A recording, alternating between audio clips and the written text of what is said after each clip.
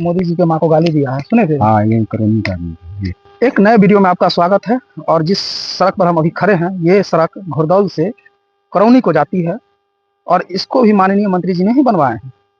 सरकार जो कहते हैं उनके लिए ये वीडियो है। और ये 4.5 किलोमीटर का सड़क है जिसकी लागत 2,92,00,000 रुपया है। तो भैया आपका नाम क्या है? सुशील दास। सुशील दास जी, ये जो आप जिस सड़क पर खड़ा है रोड पर, ये रोड कौन बनाया? जीवेश कुमार मिश्रा, विधायक हैं। विधायक जी। आपका घर कहाँ हुआ? करौनी।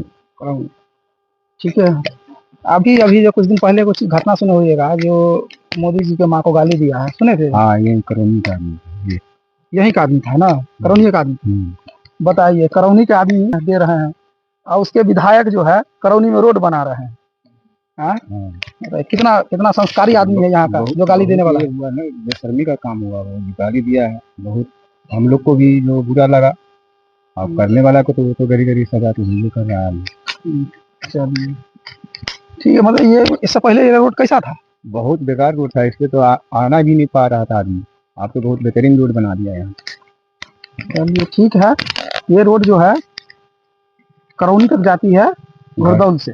घोरदौल से करौनी तक जाती है। 4.5 किलोमीटर रोड है जिनको माननीय विधायक जी ने बनाया है।